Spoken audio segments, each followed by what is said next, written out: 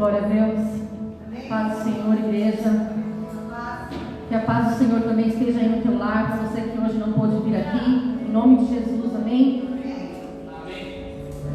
Ontem nós tivemos um tempo glorioso aqui na presença de Deus. E é impressionante que quando a gente bebe de uma água, né, que vem assim saciar realmente a nossa sede, a gente fica pensando, puxa, fulano deveria estar aqui, né? A gente fica pensando em tantas pessoas, porque é algo bom que Deus derramou aqui nesse lugar.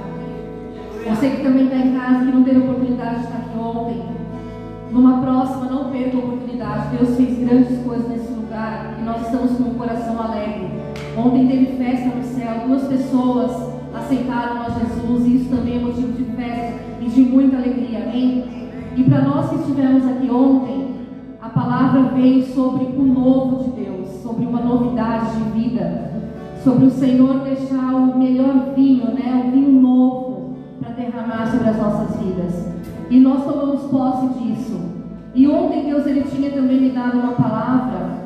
E hoje quando eu fui meditar, eu falei, Senhor, qual é a palavra que eu vou trazer para mim esse culto? E Deus me confirmou novamente a mesma palavra que estava no meu coração ontem. E eu quero estar lendo com vocês Neemias 2. Eu não preciso nem abrir, né? Eu vou estar lendo rapidinho aqui, só para falar o que Deus falou no meu coração. No 17 diz assim: mas aí eu lhes disse, vejam como é difícil a nossa situação. A cidade de Jerusalém está em ruínas e os seus portões estão destruídos. Vamos construir de novo as muralhas da cidade e acabar com essa vergonha. Então contei a eles como Deus havia me abençoado e me ajudado. E também contei o que o rei me tinha dito. Eles disseram, vamos começar a reconstruir. E se aprontaram para começar o trabalho. No 19 diz assim: porém, Sanbalat, Tobias e um árabe chamado Gesem souberam do que estávamos fazendo. Eles começaram a rir e caçoar de nós e disseram, o que é que vocês estão fazendo? Vocês vão se revoltar contra o rei? E no 20 a parte A diz assim, eu respondi, o Deus do céu nos dará sucesso. Aqui Neemias ele pegou Jerusalém ali todo destruído. Só que ele não olhou para aquela situação. Ele não se intimidou diante daquela situação que estava lá. Aquela destruição não botou medo nele, não colocou medo no coração, porque ele sabia do Deus que ele servia. E quando Deus estava falando comigo, ele trouxe muito forte no meu coração sobre uma cidade reconstruída, sobre um lugar reconstruído. E essa profecia que foi lá atrás, hoje ela está vindo para nós novamente. E quando ontem uma coisa foi ligando na outra, eu sei que o nosso horário está um pouco estendido, mas eu preciso falar algo que Deus colocou no meu coração. Quando eu cheguei nesse lugar ontem e que a Carol foi usada aqui, que ela falou sobre o 24 do 9º mês, foi tão de Deus aquilo. E depois aquela pastora trouxe a palavra falando sobre um novo tempo, sobre um vinho novo, um vinho que foi deixado a melhor parte para o final. E aí ligou com essa palavra que eu estou trazendo para vocês hoje. Deus ele falou muito forte. Aos nossos olhos muitas vezes a situação é tudo vazio, é tudo um caos, nada está fluindo. Mas olha a palavra que Deus trouxe aqui nesse lugar. Sobre tudo novo, sobre reconstrução, sobre reedificar. E sabe o que eu creio? Que Deus está reconstruindo dentro de nós algo novo. Para que então Ele possa fazer uma nova construção nesse lugar. Deus ele está nos curando, Ele está nos libertando, Ele está nos restaurando. Para que então Ele venha reconstruir os muros. Neemias ele não olhou para a situação que estava diante dos olhos dele. Ele olhou muito além. Ele olhou para a situação que Deus mostrou para ele, para aquilo que Deus prometeu.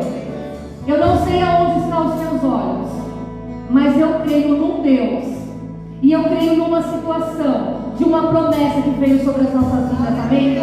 Deus tirou um vaso lá de São José e trouxe para esse lugar. E essa palavra não veio só para as mulheres que estavam aqui. Essa palavra veio para esse lugar, para esse tempo.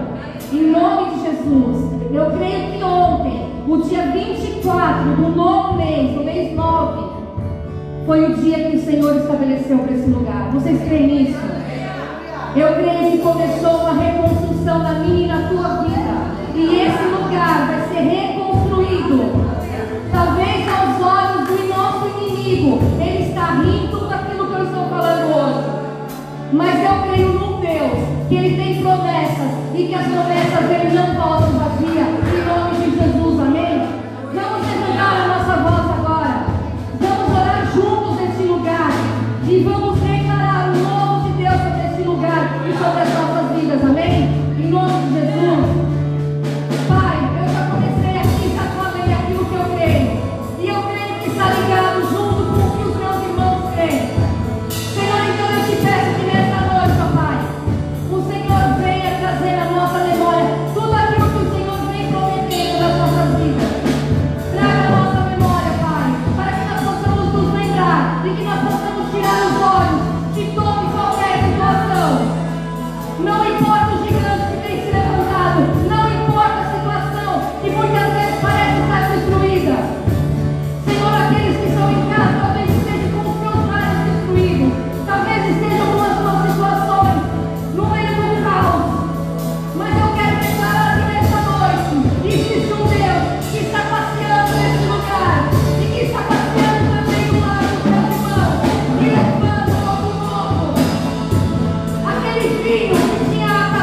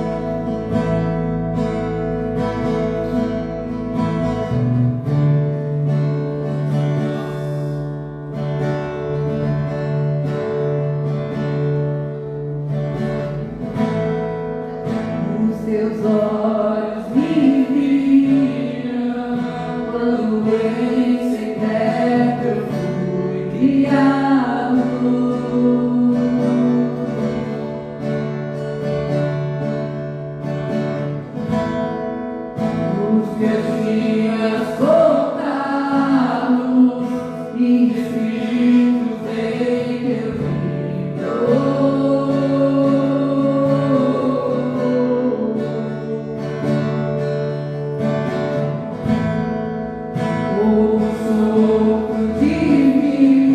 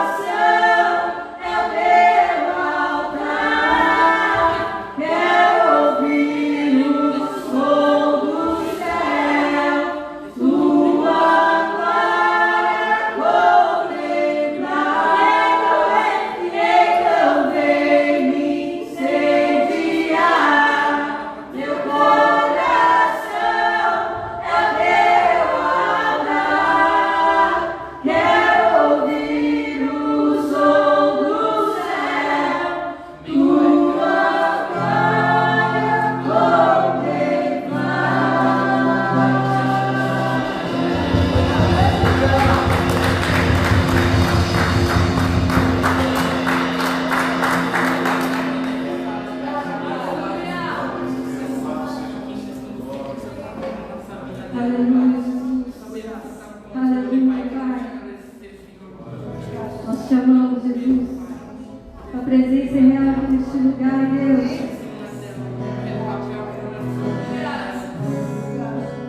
Nós te adoramos.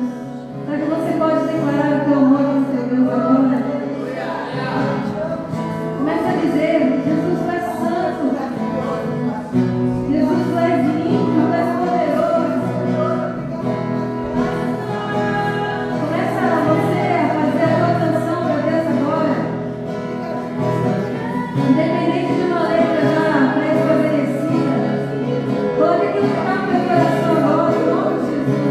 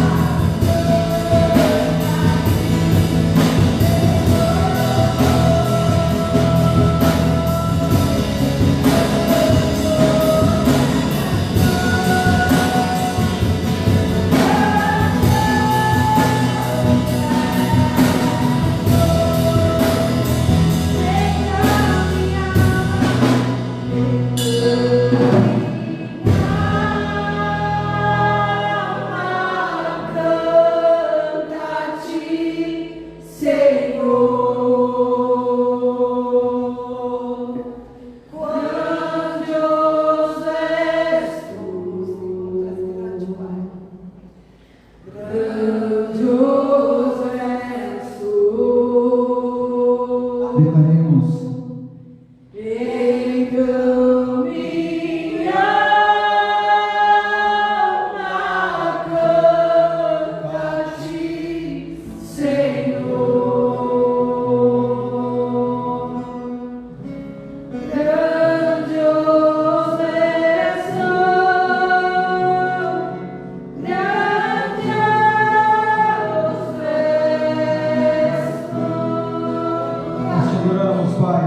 Nós te adoramos, Senhor. Nós adoramos o teu santo nome, Jesus.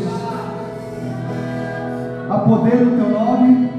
E quando nós declaramos esse nome, Pai, o Senhor nos enche de ousadia.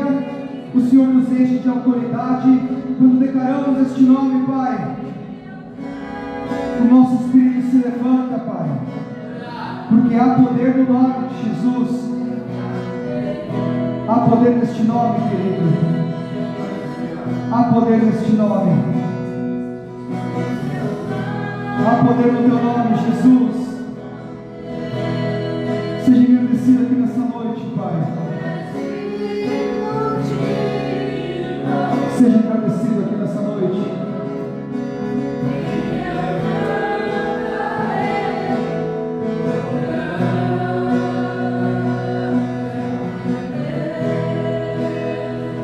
No seu nome é poder, vamos declarar mais uma vez. Aleluia.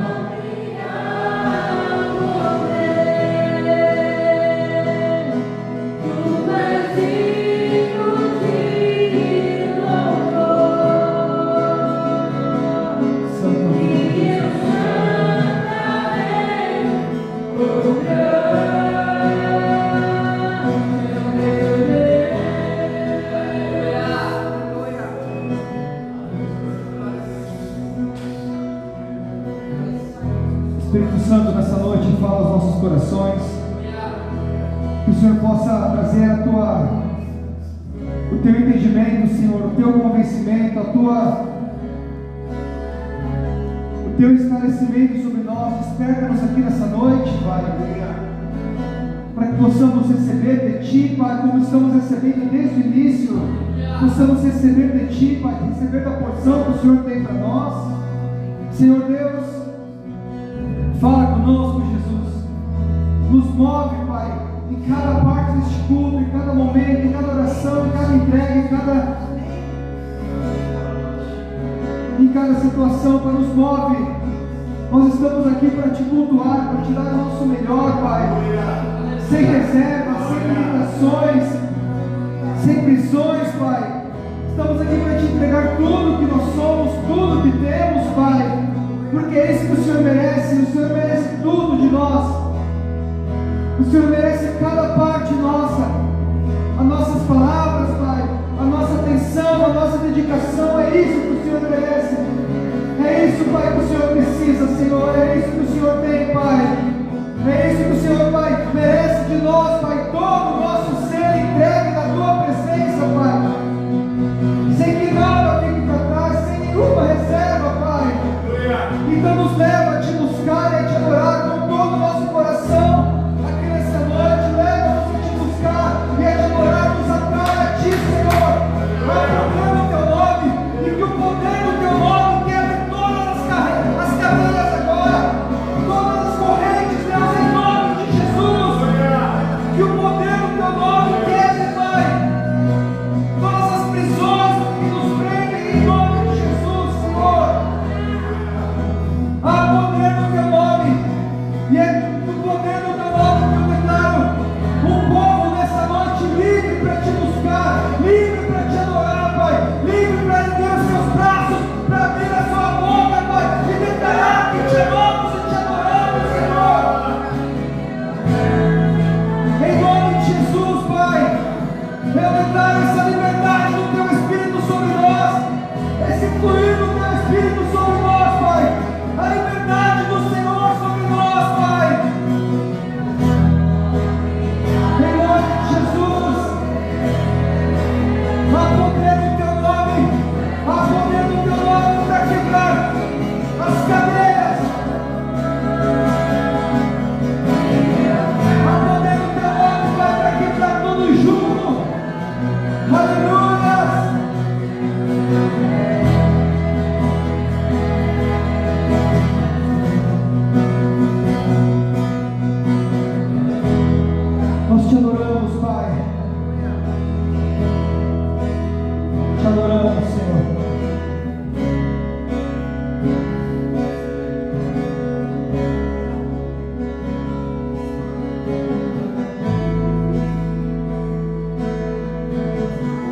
Queridos, eu só quero falar algo. O povo de Deus tem uma autoridade que parece que não sabe usar, ou talvez não usufrua como deveria da autoridade que nós temos. E essa autoridade está na nossa adoração, queridos. Essa autoridade está nas nossas palavras, nas nossas canções. E parece que muitas vezes nós não usamos.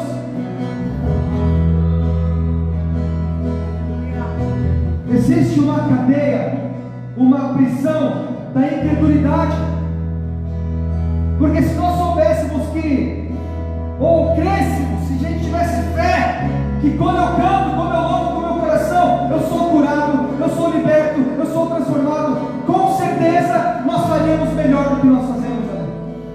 Mas a incredulidade parece que nos prende.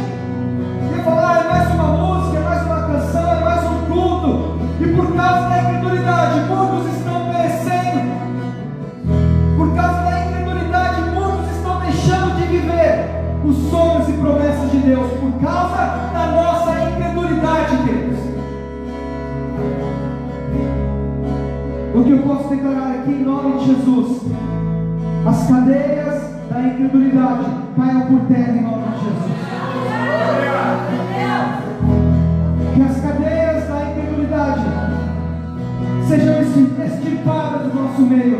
É o que eu posso declarar. Se nós soubéssemos o poder que há no braço erguido, nós estaremos como a lei está. Eu não quero constranger ninguém, não, porque eu sei que não é o natural, não adianta eu forçar nada. Mas se soubéssemos o poder que há nos nossos braços erguidos, estaremos como a lei regiando.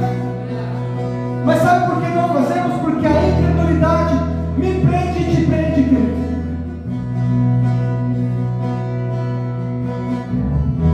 Mas ainda chegará o tempo, como a Rede declarou aqui na abertura, eu creio que foi estabelecido um novo tempo sobre nós. Nós vivemos em tempos e temporadas, e ontem eu creio que foi estabelecida uma nova temporada. E haverá um tempo em que a incredulidade não vai mais nos parar em nome de Jesus. E nós vamos declarar e cantar e erguer os nossos braços, porque a incredulidade não vai mais nos parar. Eu creio nisso. Quão grande é o Senhor, Pai. Que o Senhor nessa noite fale conosco, fale aos nossos corações. Nós precisamos de Ti. Aleluia. Antes de começar a palavra, eu quero inverter a ordem das situações aqui. Acende uma luz aí do fundo, né? Não, só do fundo, por favor. Isso. Eu quero, antes da gente começar a palavra aqui,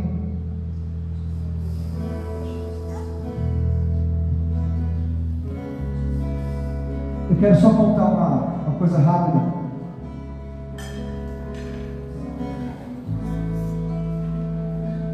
Nós nos esquecemos. Na verdade, não vou falar que é esquecimento, porque isso eu sei que não é muito esquecimento. Mas nós fazemos vista grossa para algumas coisas muitas vezes, quando falamos de dízimos e ofertas. Parece que a gente faz vista grossa ou esquece de algumas coisas.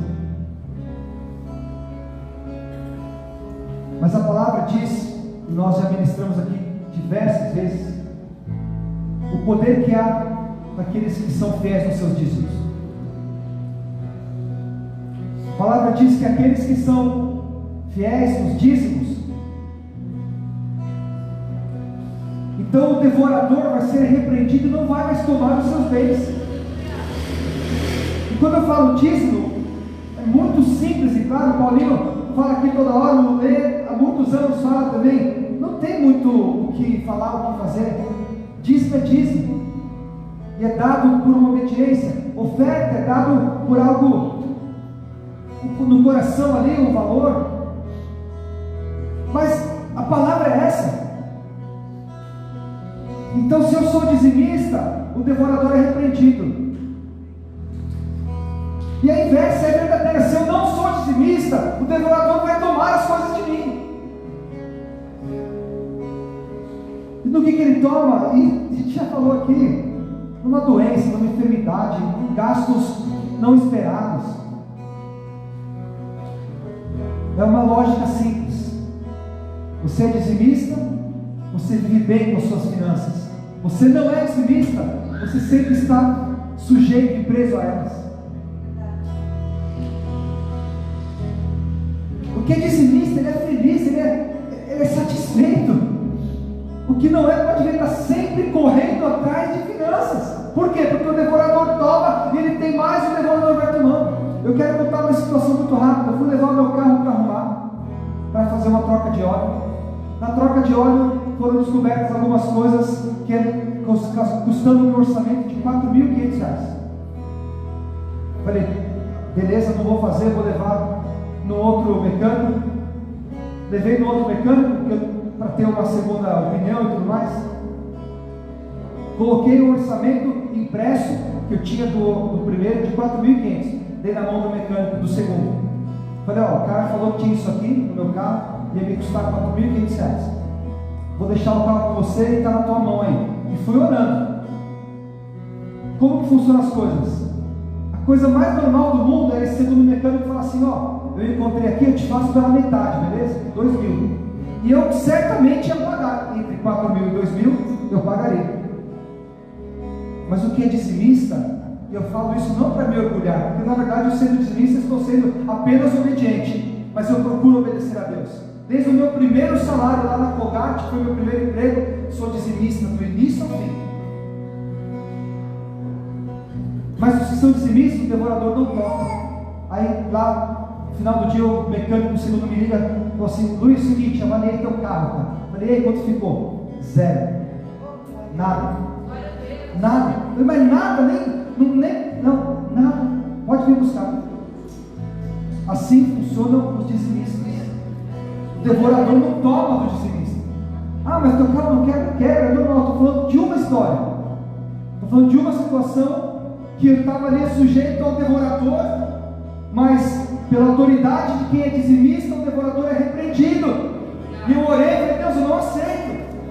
E foi repreendido. Tive gasto 0. Para não falar que foi 0, eu dei uma oferta de R$50 para o meu colega, o mecânico, pela honestidade dele.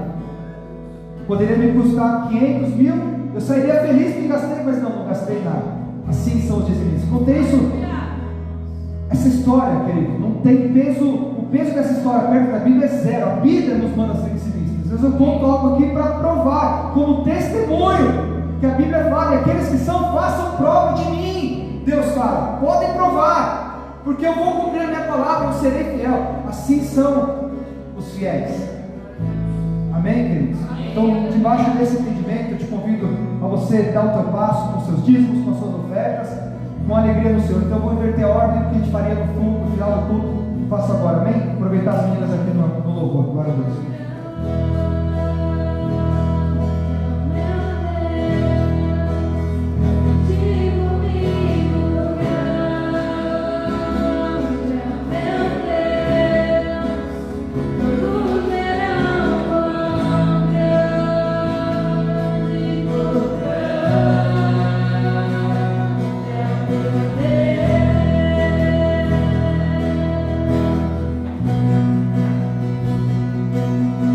Yeah.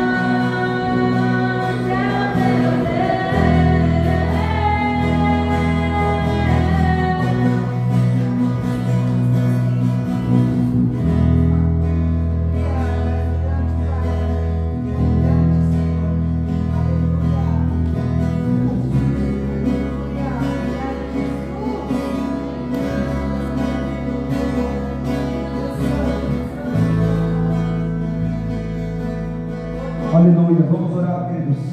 Senhor Deus, muito obrigado, Pai, por esses dízimos, essas ofertas aqui entregues diante do Senhor no teu altar, com alegria em nosso coração, Pai. Eu creio que cada um que veio aqui, Pai, veio, Pai, para dizer, Pai, para reconhecer que tudo vem de Ti. E, Pai, isso alegra o teu coração. Pai, que o Senhor agora possa multiplicar, fazer multiplicar essas sementes, para que elas tenham o seu fruto no teu reino, para a tua honra e para a tua glória. Aqueles que na obediência deram os seus dízimos, Pai, traz a tua honra também, e faz, Pai, o celeiro deixe sobrejar para a honra e glória do teu nome, Pai. E em tudo, que o Senhor seja exaltado e glorificado, em nome de Jesus. Amém, queridos. Aplauda o Senhor, pode se assentar em nome de Jesus. Glória a Deus. Glórias, glórias.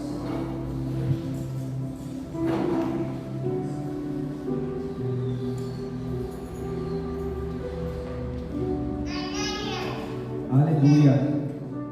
Amém. Amém. Deus é bom.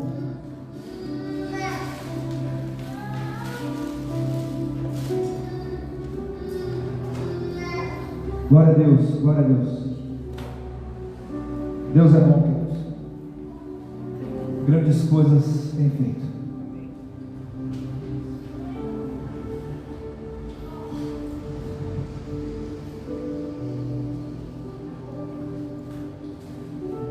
Que o Senhor seja glorificado, amém?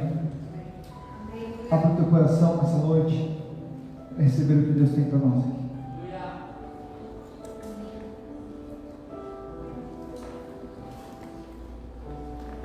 Hoje, o que eu quero trazer aqui,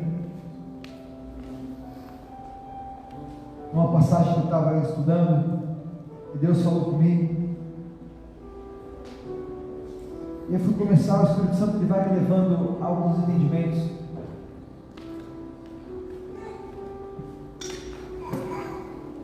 Que eu queria, antes de começar a falar aqui,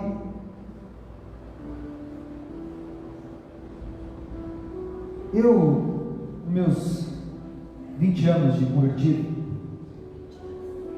22, verdade, 22,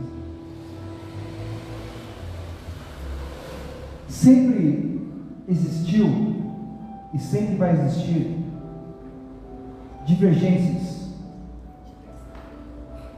formas de pensar entre as igrejas, denominações, vai ter sempre diferenças de costumes, de regras.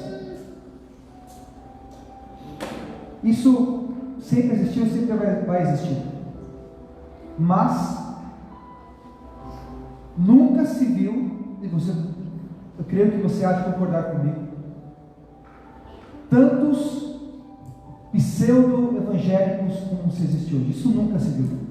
Independente de diferenças, divisões e entendimentos. Nunca se viu. Tantos pseudo-crentes. Sabe por que eu sei que são pseudo-crentes? Ou pseudo-evangélicos? Ou falsos crentes? Ou chame como você achar melhor. Porque nunca se viu crentes que praticam as mesmas coisas. Nunca, no passado não tinha, como se tem hoje. Crentes que já não tem mais diferenciação, praticam as mesmas coisas, vão nos mesmos shows, consomem as mesmas porcarias do que o mundo faz. Nunca se viu tanto assim. Isso não tem a ver com as diferenças. Isso tem a ver com os pseudo-evangélicos. Nunca se viu tanto isso. E sabe por que existem tantos pseudo-crentes?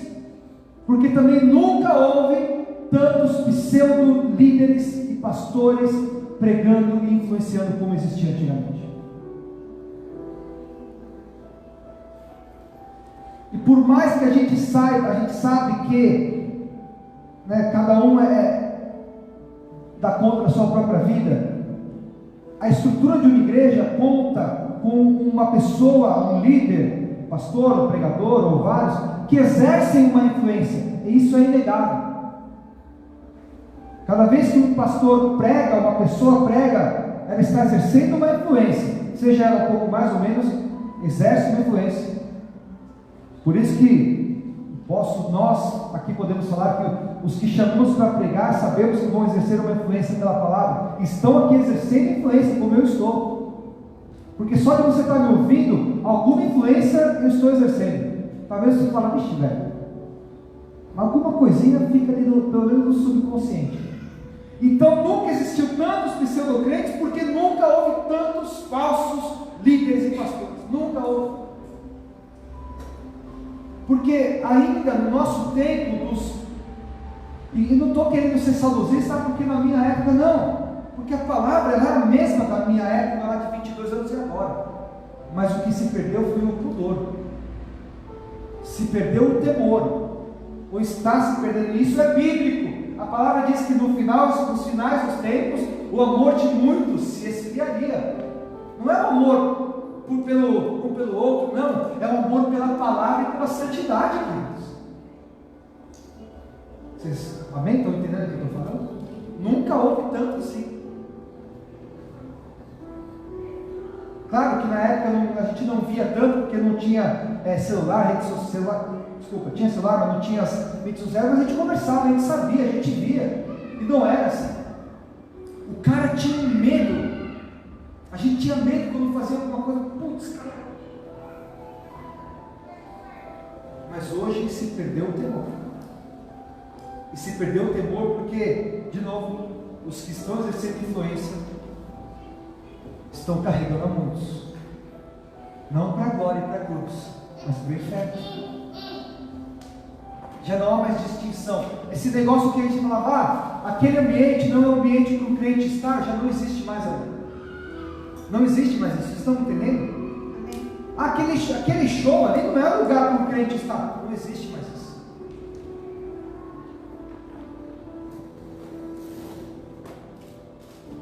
Não existe mais, porque já não há mais diferenciação.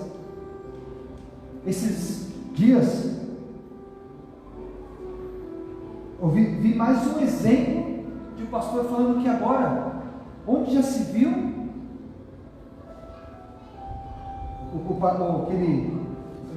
até engasamento chamar aquele cara de pastor, chamar uma pessoa dessa de pastor, mas tá lá.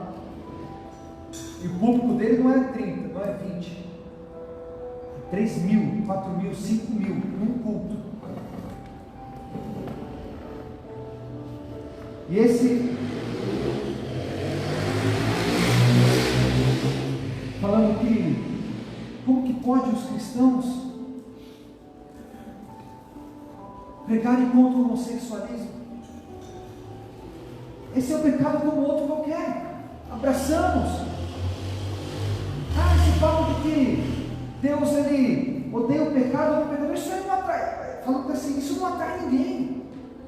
Como que eu vou abraçar o homossexual dizendo que eu odeio o pecado dele?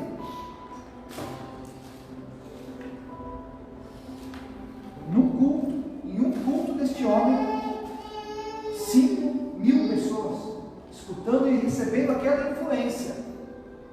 Porque os que escutam aquilo não deixam de ir, vão lá no próximo.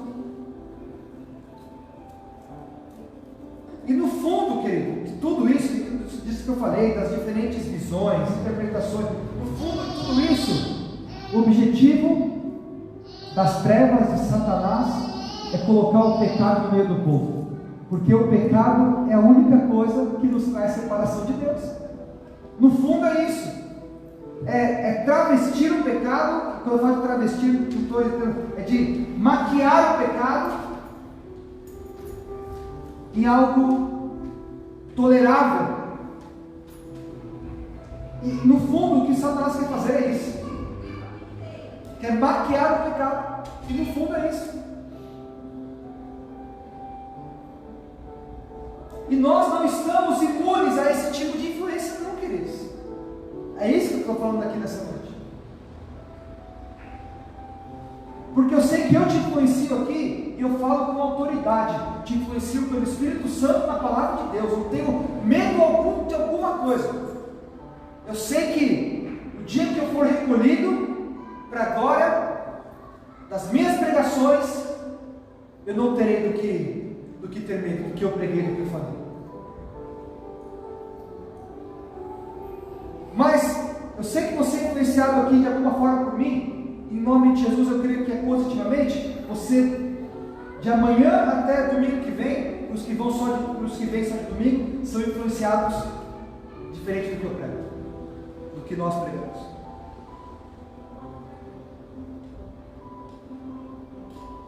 E glória a Deus pela influência que eu exerço, e eu sei da responsabilidade que eu tenho.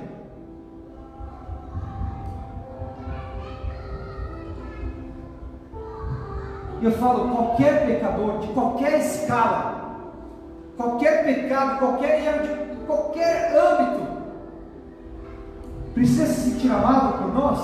Com certeza. Qualquer pecador, de qualquer escala.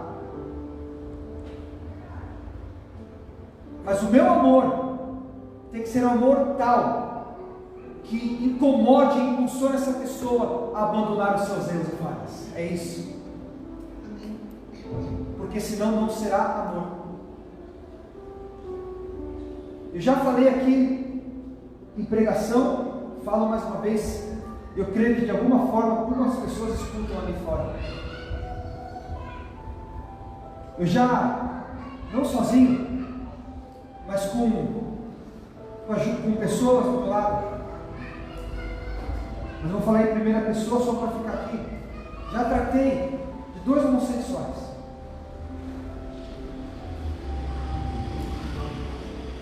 Discipulado, propósito, coração. Com o mesmo amor que os constrangia a largar aquela prática pecaminosa. Com as mesmas palavras da palavra de Deus. Um deles não aceitou. E está aí perdido, morto em seu pecado.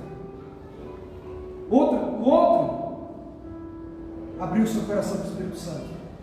Foi curado, transformado e liberto, e creio que está vivendo as promessas de Deus para a vida dele. Aleluia. Glória a Deus.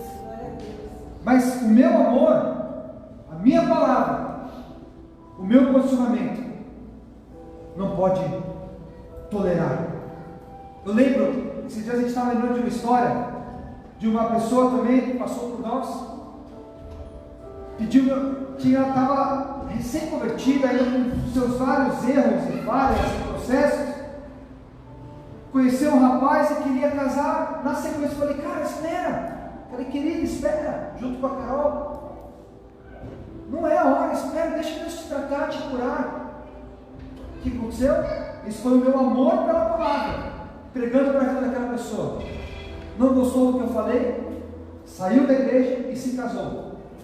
Deu algum tempo, o que aconteceu? Se separou. Isso é para eu mergulhar, olha, estava certo? Não, queridos.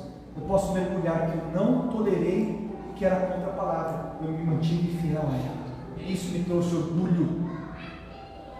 Orgulho no sentido de fiquei feliz comigo mesmo. Nós precisamos, e de novo, eu não estou falando, a gente escuta essas coisas, essas influências dos dias de hoje, nós estamos sujeitos a elas também. Conversando, falando, nós nunca vimos, por exemplo, familiares. Falo dos meus familiares, vocês estão me escutando, que recebam isso com amor. Nunca vi familiares do meio cristão tão no mundo como estão hoje. Não se via isso há 20 anos atrás. Não se via. Se estão me escutando, que recebam isso com amor, para que mudem e se voltem para Deus como eram no passado.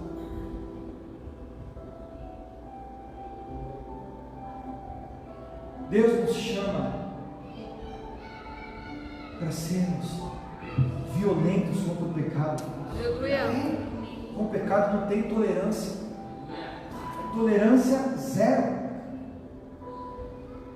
Com tudo aquilo que nos afasta da comunhão, tudo aquilo que nos afasta da intimidade, tudo aquilo que nos afasta de estarmos mais profundos em Deus, temos que ter tolerância zero. Violentos. É para isso que Deus nos chama. Isso para nós, para a nossa vida, e depois que a gente exerça como influência. Temos que ser assim, queridos. Não é a tolerância que vai atrair, cara. Não é sendo toleráveis que iremos atrair, não. O meu papel não é atrair a vida de alguém para minha amizade, é atraí-lo para a cruz, para a salvação.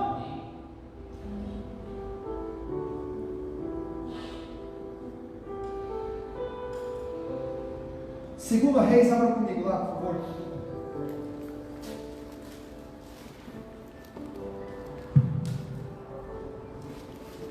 Eu leio esse texto, foi no meio desse texto que Deus me trouxe esse entendimento.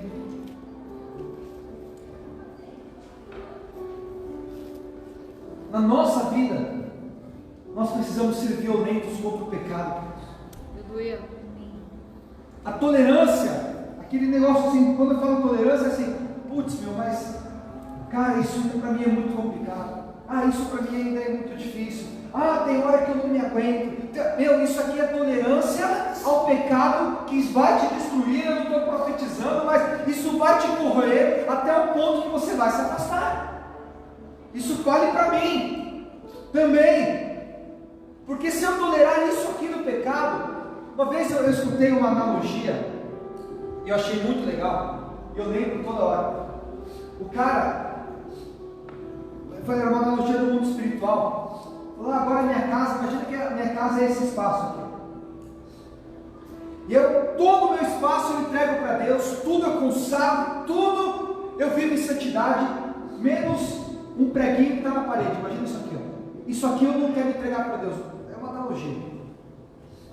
Esse pedacinho aqui eu não vou, ainda não abro mão, porque para mim é complicado, eu vou tolerar, isso me incomoda, eu vou deixar uma coisinha aqui na mão do diabo, um preguinho, o resto está tudo com Deus, mas um prego na parede eu deixo na mão do diabo. Presta atenção, igreja, isso vale para mim e para você. Amém. Sabe o que o diabo faz? Aqui ele não pode encostar nada porque está consagrado para Deus, mas aquele prego ele tem a brecha, ele tem legalidade para tocar. Sabe o que ele faz naquele prego, Ale? Ele pega uma carne podre e coloca aqui, pendura no prego, porque no prego ele pode. Mas ele pega uma carne, ele coloca uma carne podre pequenininha ali. Você não sente muito o cheiro, porque o resto da tua vida está consagrado, mas existe uma carne podre. Sabe o que ele faz? Um pouco depois ele percebe que você acostumou com aquele cheiro podre, ele pega um pedaço de carne maior, podre, e coloca aqui. E você vai acostumando, não, mas pô, eu fico muito nervoso, eu não vou abrir mão, eu não vou cortar aquela amizade, eu não vou cortar, eu não vou sair daquele grupo do WhatsApp, não, eu não vou sair, eu não vou deixar de falar aquelas coisas, eu não vou deixar de falar o que eu penso, está ali, ó. E aí vai aumentando a tolerância, isso vale para mim e para você, presta atenção. Quando você não percebe, você está com a sua vida toda consagrada a Deus, mas ali tem uma carne, um pedaço de um boi podre, influenciando, trazendo podridão para a tua vida inteira. Entenderam a analogia? Sabe por que isso acontece? Por causa da tolerância ao pecado ou aquilo que me afasta da comunhão.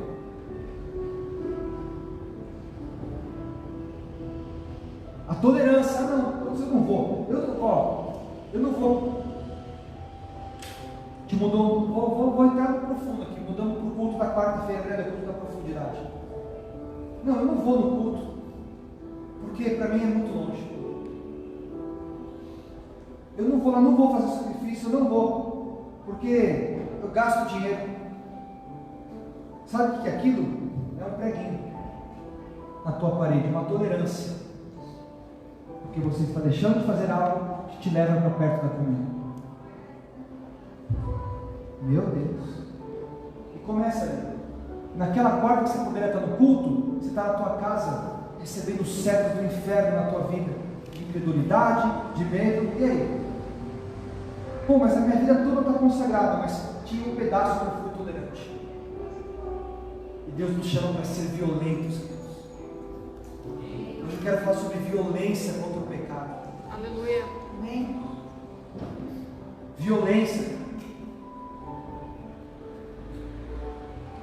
Eu não vou nem ler, porque eu já estou vendo aqui que já se tem demais. Eu vou citar, eu não vou falar para você abrir, que vai demorar, tá? Depois você lê, 2 Reis 9 e 10, você lê tudo que eu estou falando aqui. Mas fala de um homem chamado Jeú, que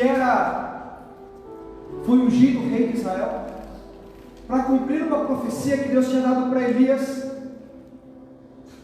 E a profecia que Deus tinha dado para Elias é que Deus iria acabar com a casa de Acabe e Jezabel. Se vocês lembram da história, não importa, mas eu relembro para você. Acabe e Jezabel representavam tudo que era abominável para Deus. A idolatria, a prostituição, o pecado, a desobediência, a adoração a ídolos. Veio com Acabe e com Jezabel, se estabeleceu. Já vinha antes, mas eles escancararam culto a Baal e tudo mais. E houve uma profecia, então Jeú foi o cumprimento da profecia de Elias. Então ele é ungido rei de Israel por Geazi. E aí ele, meio assustado, porque ele mesmo já tinha feito parte do exército de Acabe, do exército inimigo ou pecador, digamos assim. E aí ele recebe e fala: amém, então eu fui ungido, eu vou fazer conforme a palavra de Deus. Então antes da sua queda, porque Jeú, depois na frente acaba também abandonando os caminhos, mas assim, antes de abandonar, ele foi um rei temente ao Senhor que cumpriu a profecia. E aí, em 2 Reis 9, ele está ali, ele começa a se levantar. E olha como funciona o reino de Deus. Eu quero só trazer isso como uma analogia para você. Você não ficar assustadinho, nem assustadinha com o que nós vamos ler aqui. Porque assim é Deus quando Ele fala da santidade do seu povo contra o pecado. Jeú representava a santidade do povo, e Acabe e Jezabel e todo o seu povo representavam o pecado, aquilo que afastava de Deus. E aí então Jeú começa a se levantar, a juntar pessoas para ir lutar contra Acabe. E aí então, e quem reinava naquele momento era Jorão, filho de Acabe, então era da casa de Acabe. Presta atenção aí, não quero te confundir não, mas só para você se ligar. E aí então Jeú fala: eu vou atacar os caras, eles estavam em Samaria, eu vou para cima deles para matá-los. E aí então, no versículo 16, 2 Reis 9, 16, se quiser eu vou ler aqui rapidinho. Então Jeú subiu ao carro e foi-se a Jezreel, porque Jorão estava deitado ali, e também Acasias, rei de Judá. E o atalaia estava na torre e viu a tropa de Jeú chegando, e disse: veja uma tropa. Então disse Jorão: vai, pega lá o cavaleiro e pergunta se há paz. Já viram nos filmes de guerra? Vai um cara lá e fala: ó, você está vindo atacar? Nós temos paz aqui, podemos ficar em paz, você vai atacar a gente mesmo. Então é nesse sentido aqui. E pergunta lá: há paz? E no 18, o cavaleiro foi ao encontro e disse: há paz. Disse Jeú: o que eu tenho a ver com você? Sai para trás de mim que eu vou avançar contra Acabe, eu vou cumprir a palavra de Deus. De novo, Jeú representa a santidade, e Acabe e o seu povo, Jorão, representa o pecado, tudo aquilo que afasta a gente de Deus. E aí vai lá, 19, enviou um outro cavaleiro e disse: há paz. E disse Jeú: o que eu tenho contigo para trás de mim? 21, e disse Jorão: aparei o carro. E saiu Jorão, o próprio rei, ao encontro de Jeú, e o acharam num pedaço do campo de Nabote. E sucedeu o quê? Olha aí no 22. Vendo Jorão, filho de Acabe, Jorão chegou perto de Jeú e disse assim, e disse ele: há paz, Jeú. Jeú, podemos ficar tranquilo aqui? Há paz entre nós dois? Olha o pecado falando com a santidade. Há paz entre nós? E aí Jeú, homem de Deus naquele momento, depois se perdeu, mas naquele momento ali, debaixo dos caminhos de Deus, disse assim: que paz tenho eu contigo? Enquanto as prostituições da tua mãe Jezabel e as suas feitiçarias que são tantas, como eu vou ter paz contigo? Se você trouxe pecado para o meu povo, se você destruiu o povo de Israel, se você implantou aqui adoração aos bezerros de ouro. E aí no 24, Jeú então entesou o seu arco, preparou o arco com toda a força e feriu a Jorão entre os braços, e a flecha lhe saiu pelo coração e caiu do carro.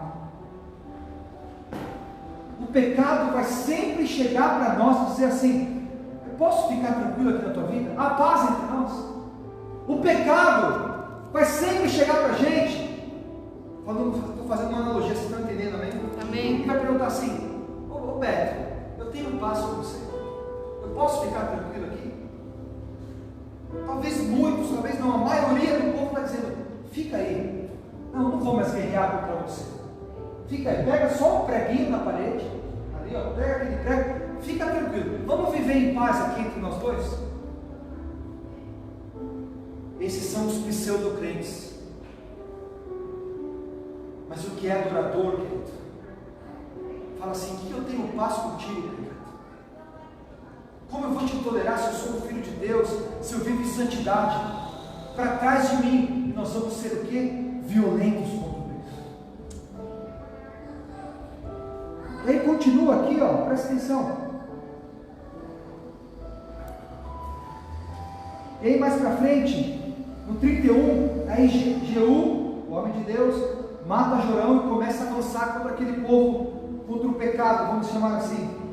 E aí no 32, levantou ele o rosto para a janela e disse: quem é comigo? Quem? E 2 ou 3 eunucos olharam para ele. Naquela janela estava quem? Jezabel.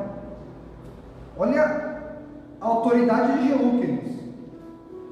Então disse ele: lançai-a do alto a baixo. Aqueles eunucos que estavam lá na janela com Jezabel, Jeú falou: empurra ela, derruba ela. Lançaram-na do alto a baixo e foram salpicados com o seu sangue. Imagina que Jezabel caiu e explodiu o sangue, que foi até na cara deles. Olha o que a palavra relata. E não bastasse isso, ver Jezabel ali estraçalhada, Jeú a atropelou com a sua carroça. Porque o pecado você não só mata e derruba, você destrói, você é violento contra ele. Você derruba aquilo que te afasta de Deus, você se posiciona, você mata e você atropela, você é violento contra aquilo que te afasta, querido. Com o que te afasta da comunhão, da santidade. Esse é o povo de Deus, que Deus quer levantar, violentos contra o pecado. Aqui está falando de uma violência física, porque Deus mandou, mas Deus mandou atropelar, sim, Deus mandou estraçalhar, porque a profecia de Elias tinha sido: da casa de Acabe, dos seus descendentes, todos serão extirpados, nem o seu corpo vai ser enterrado, porque os cachorros lamberão as suas feridas. Promessa de Deus. Por causa de que Acabe era pecador, influenciava as pessoas no pecado. E eu pergunto para você: por acaso Deus mudou em seu posicionamento? Alô? Responde para mim, querido. Não. Deus mudou? Não.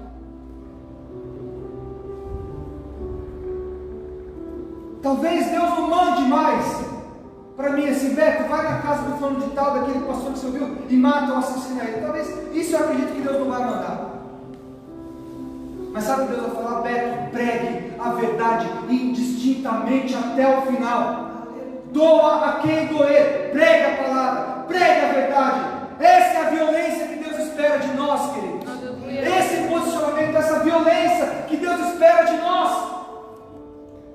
Porque se eu for tolerante naquilo que eu prego e te influenciar com essa tolerância, então a profecia que estava sobre Acabe, que nem o corpo dele seria enterrado, ela vai recair sobre mim, querido.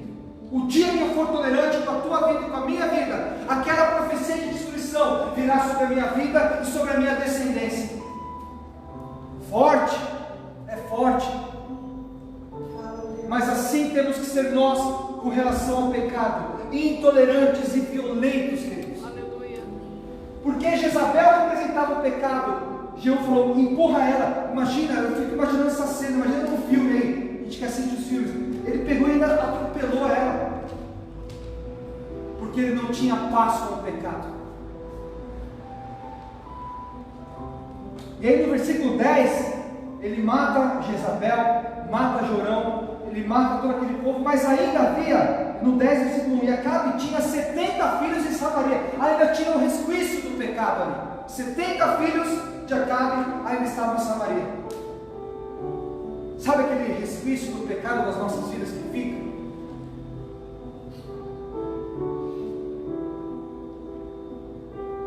E aí, Jeú fica sabendo disso. E aí Jeú então começa a persuadir o povo, fala: vocês vão, eu tenho uma profecia, eu vou cumprir. Se vocês não quiserem, levanta alguém para lutar contra mim, mas eu vou para cima desses 70. E aí os que estão em redor falam: não, nós vamos te obedecer, você está com autoridade e tudo mais. E aí no versículo, olha aqui, ó, versículo 7, só para você entender como Deus trabalha. Sucedeu, pois, que chegado a eles a carta que Jeú tinha mandado, tomaram os filhos do rei, que eram os filhos do rei Acabe, aqueles 70 pecadores, resquício do pecado no meio do povo, a raiz do pecado que ainda existia, que era aqueles 70 homens. Então, os que estavam ao redor de Samaria, obedecendo a voz de Jeú, o que eles fizeram? Mataram aqueles 70 homens e puseram as suas cabeças num cesto e mandaram para Jeú, cara. Eles só não apenas mataram os 70, decapitaram todos eles, colocaram no cesto e mandaram para Jeú. Jeú está aqui, ó, a raiz do pecado que ainda existia, nós cortamos, toque a cabeça deles. Aí Jeú monta ainda uma parede com aquelas 70 cabeças, para dizer assim: o pecado não vai mais ficar no nosso meio. Aleluia. Olha a violência. Bíblia. O mesmo Deus que mandou Jeú fazer isso é o Deus que está pregando para mim e para você nessa noite. Alô? É o mesmo Deus que ordenou Jeú a ser violento contra o pecado, que hoje nos ordena também a sermos violentos com aquilo que nos afasta da comunhão, aquilo que nos afasta da intimidade, aquilo que nos afasta da palavra, aquilo que nos afasta de sermos pessoas que agradam o coração de Deus. Temos que ser violentos. Isso tudo não é história, não é um relato no sentido de que não, isso aconteceu. A ordenança de Deus foi essa.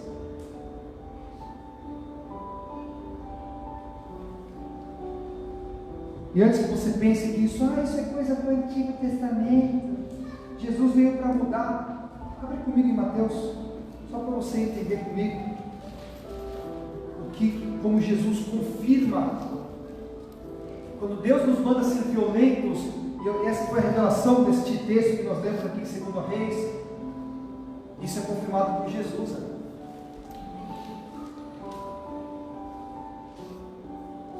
Tinha sobrado 70, mas tem uma coisinha, ainda estou ali. Tem tal amizade, eu não vou desfazer, eu não vou encontrar isso, eu não vou me dispor com tal pessoa, eu não vou me dispor com alguém. Eu só vou apontar para aquele preguinho ali, cada vez que você é tolerante, para não se indispor com alguém.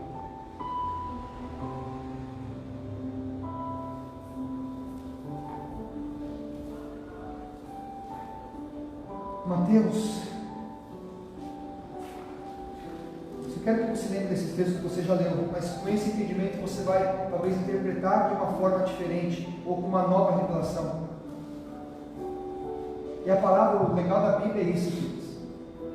Existem revelações dentro do mesmo texto. A outra que tinha errada, não, é uma nova revelação.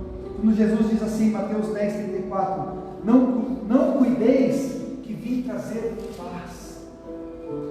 Lembra de Isabel perguntando para Jeú: eu tenho paz com você? Alô? Olha a paz aqui, ó. Não cuideis que eu vim trazer paz entre vocês e o pecado. Não, eu vim trazer espada, violência.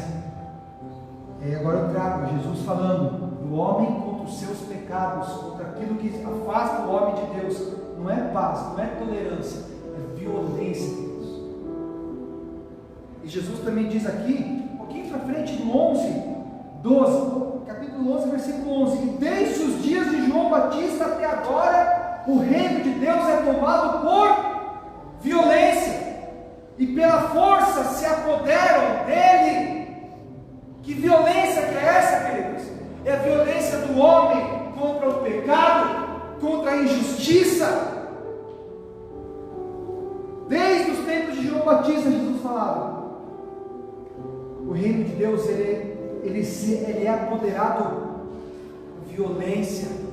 Não é assim: não, é muito pecado, é muito forte para mim, eu não me seguro, eu não consigo sair, eu não vou me dispor. Isso é a paz compactuada do pecado do inferno com a tua vida, eu quero te deixar bem claro que cada vez que você falar, ou pensar dessa forma, ou não, eu não vou fazer, não vou me dispor, saiba que a violência que você está deixando de ter contra o pecado não vai deixar de ter contra você. E violentamente, o pecado vai te destruir, se formos tolerantes a ele. Aleluia. Obrigada, Jesus, pela tua palavra. Violentamente, quando não vou fazer, para que eu vou fazer tal coisa? Não vim trazer paz entre vocês, e o que afasta vocês da minha presença, Jesus falando, eu vim trazer a espada, a violência, porque o reino de Deus, ele entra em nós, nesse sentido ele é apoderado, ele traz para a nossa vida, que dentro de mim o reino de Deus começa a dominar a minha vida, com violência, queridos. Jesus disse lá no Sermão do Monte, se o teu olho te faz pecar, o que Jesus falou? Vira ele para o lado. Não, o que Jesus falou? Arranca. Se tua mão te faz pecar, corta lá fora. Ou isso não é ser violento contra o pecado? Ou você vê Jesus mudando o discurso? Jesus era um pacificador. Para quem? Jesus ele é o príncipe da paz, para trazer a paz de espírito àqueles que o buscam. Mas por onde Jesus passou, ele gerou mudança, impacto e influência. Ele nunca foi debaixo de paz.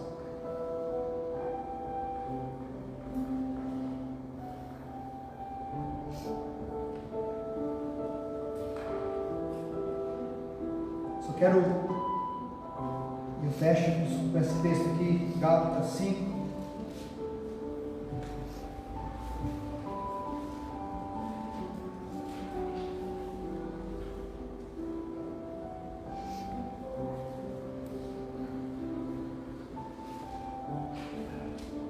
Lembre só disso, querido, porque a carne milita contra o espírito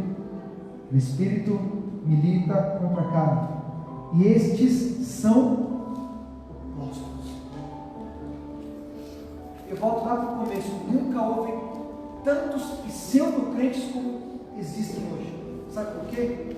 Porque praticam o que a carne faz sem oposição nenhuma.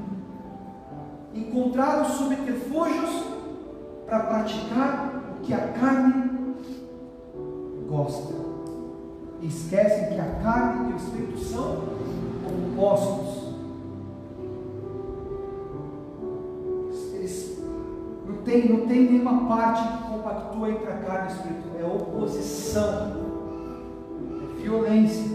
E aqui ele fala de a carne milita, luta, batalha contra o espírito. Isso parece, né, essa pregação pode falar, pô, velho, isso aí eu sei, isso aí é pregação de novo convertido, cara. E a gente aqui com 22 anos de crente, ainda tolerando as coisas dentro da nossa vida, da nossa casa, porque não queremos nos indispor com as pessoas. 22 anos, pregação para novo convertido talvez.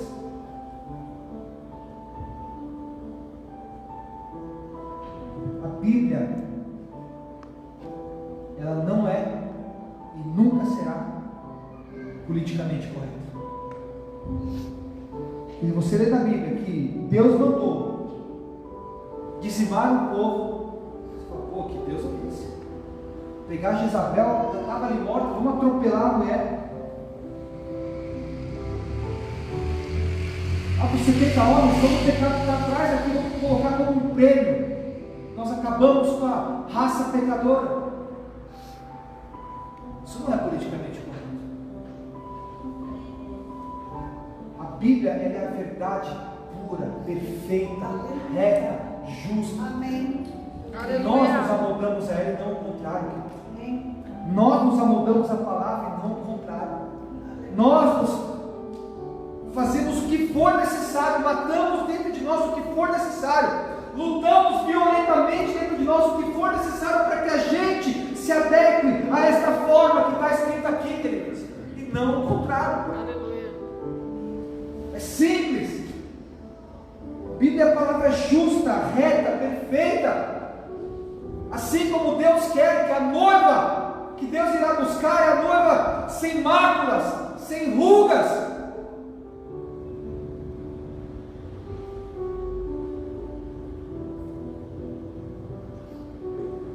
Nos coloque de pé, em nome de Jesus.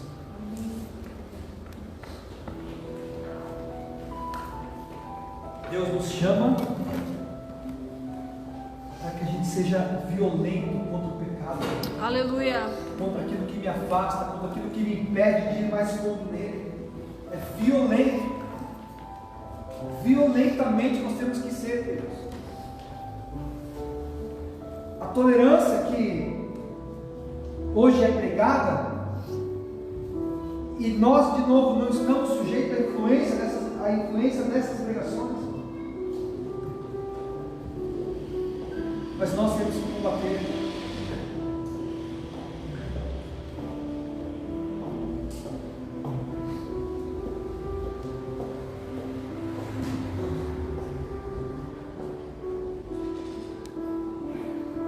E é só assim, sendo violentos, que lá no 2 Reis, não precisa nem abrir, não precisa nem colocar, né? Mas no final dessa história toda que você vai ler depois aí, e diz no 28, e assim Jeú destruiu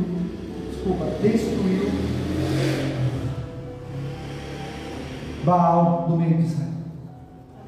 Violento, posicionado. De novo, não creio, aí eu acho sim que Deus hoje usa de outras formas para nós homens. Uma luz aí. Obrigado. Hoje eu não creio que de novo Deus vai mandar dizimar uma cidade, não sei também, estou falando. Mas o que eu posso dizer, Deus nos chama para sermos violentos em nossos posicionamentos. Aleluia. Violentos, sabe, violento, firme. Ah, mas vai machucar fulano. O posicionamento da Bíblia pode machucar o que está pensando, mas vai gerar vida para o fulano. Ah, mas vai machucar meu pai, minha mãe, meu tio, minha tia, como eu até preguei aqui, então, para eu não ser desonesto. Se estão me escutando, amo meus familiares, mas talvez se me escutaram, talvez alguns podem ter ficado machucados. Mas se ouviram a palavra, creio que o Espírito Santo entrou no coração deles para que eles se voltem para Deus. Amém, Jesus. Aleluia. Amém. Essa violência que Deus espera de nós. Não nas palavras, sendo alguém que vai ser um acusador, não. Violento no seu posicionamento, no nosso agir. Essa violência que Deus espera de nós. Que Jeú praticou e com isso conseguiu destruir Baal no meio do povo de Deus. Feche os seus olhos nesse momento. Só para a gente orar, queridos, eu não vou me estender mais não. Que o Espírito Santo, essa noite, Pai, venha tocar os corações. Amém. Toca os corações aqui, Deus. Que essa palavra, ela gere em nós uma autoridade, Deus. Gere em nós um posicionamento, gere em nós um levantar novo, Pai, em nome de Jesus. Que essa palavra gere em nós algo diferente, Pai. Para que nós não sejamos mais tolerantes, não sejamos mais aqueles que tentam relativizar, não, Pai, e sejamos posicionados como Jeú foi, debaixo de uma ordenança, que assim sejamos nós, Pai, no nosso caminhar, na nossa vida, Deus, em nome de Jesus, Pai. Espírito Santo, enche-nos com autoridade, queridos, ore você também junto comigo aí para a tua vida, enche, fala assim, Deus me enche com autoridade, para eu ser, Pai, violento contra o pecado da minha vida, contra as coisas que me afastam de Ti, Senhor, me dá autoridade, Pai, para que eu não seja mais tolerante, para que eu não seja mais aquele que compactua, não vai mais haver paz dentro de mim, Pai, entre as coisas do Senhor e as coisas que me afastam de Ti, Pai,